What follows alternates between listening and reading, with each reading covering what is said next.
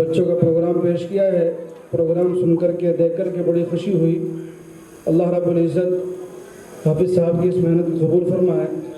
اہل محلہ کمیٹی کا جو تعاون رہا وہ بھی قابل تعریف ہے، اور یقیناً اتنا بڑا پروگرام اور اس انداز سے بچوں کو پیش کرنا، اس انداز سے بچوں کی تیاری کروانا اور ان کو احادیث مبارکہ زبانی یاد کروانا، رسول اللہ صلی اللہ علیہ وسلم کی سنتیں زبانی یاد کروانا، آپ کے اقوال اور افعال کو زبانی یاد کروانا، یہ بہت ہی بڑا کام ہے اور اہم کام ہے، جس میں ماشاءاللہ یہ بخوبی جو ہے کامیاب جو ہے طلبہ جو ہے اسٹیج پر آئے اور انہوں نے پروگرام پیش کیا ہے۔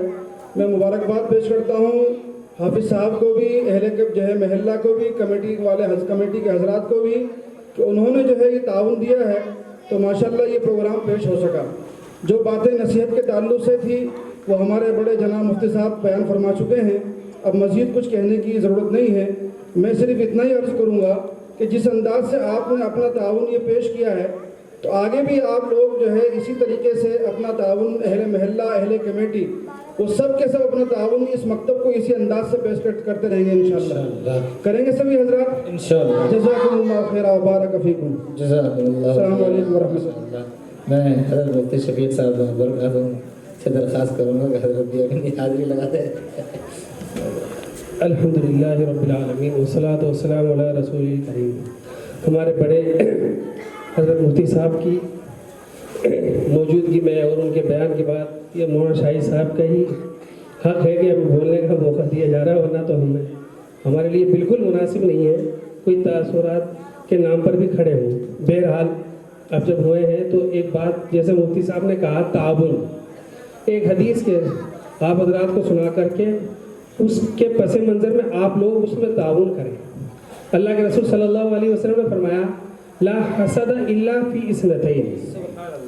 حسد جو ہے ویسے تو ممنوع چیز ہے اور بہت بری چیز ہے اور نیکیوں کو کھا جاتی ہے، لیکن دو چیزوں میں حسد کرنے کی شریعت نے گنجائش دی ہے، دو چیزوں میں گھڑنے کی، جلنے کی گنجائش دی ہے۔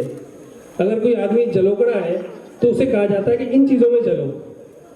وہ دو چیزیں کیا ہیں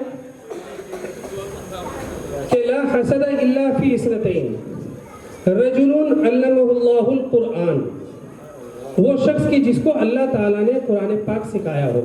ماشاءاللہ قاری ہدایت اللہ صاحب نے، میرا تو یقین جانیے جامعہ سے بہتر آج مزہ آیا قرآن سننے میں، ماشاءاللہ بہت عمدہ ماشاءاللہ۔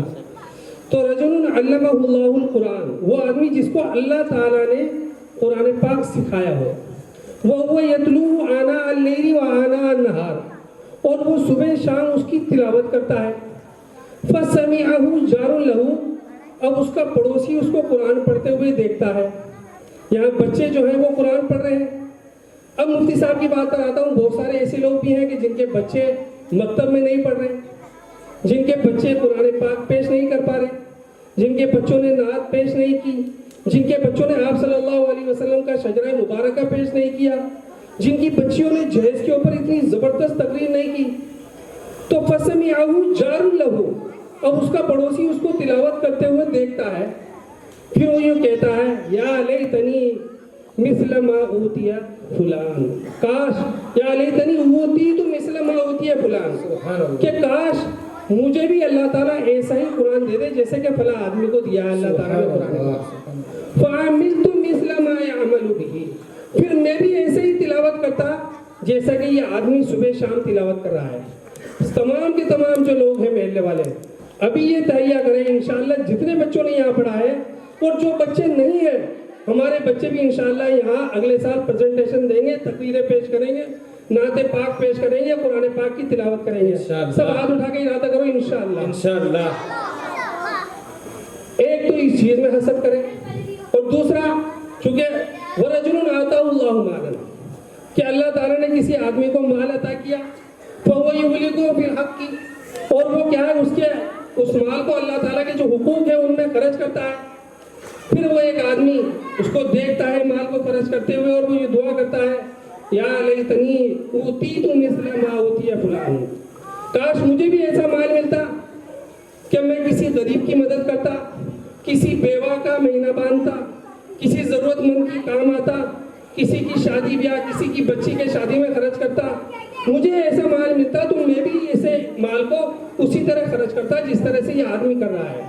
तो हसद केवल दो चीज़ों में जायज़ है, कुरान पाक में और अल्लाह ताला ने जिसको माल अता किया है और वो माल को अल्लाह के हुकूक में खर्च करता है, वो भी ये दुआ करे कि या अल्लाह माल मुझे इसलिए नहीं चाहिए कि मुझे मेरा अपना स्टेटस हो, माल इसलिए नहीं चाहिए कि मेरी बिल्डिंग बड़ी हो, माल इसलिए नहीं चाहिए कि मेरे नीचे गाड़ी हो, बल्कि माल इसलिए चाहिए कि इस माल के ज़रिए मैं मखलूक खुदा की मदद करूं। तो आप तमाम लोग यहाँ माशाअल्लाह मुबारकबाद के मुस्तहिक हैं। अल्लाह ताला आप लोगों को जज़ा खैर अता फरमाए। बहुत अच्छा इंतज़ाम है, माइक का भी शानदार इंतज़ाम है और हमारे नाज़िम आला हज़रत जनाब मौलाना शाहिद साहब कासमी साहब की जो निज़ामत है उसने उस पर 4 चांद लगा दिए। अल्लाह ताला हमारे दोस्त की उम्र में बरकत अता फरमाए। अल्लाह ताला आप तमाम लोगों को कबूल फरमाए, खिदमत को कबूल फरमाए। वाखिर दावाना अल्हम्दुलिल्लाह। हज़रत से दरख्वास्त है कि दुआ फरमाएं।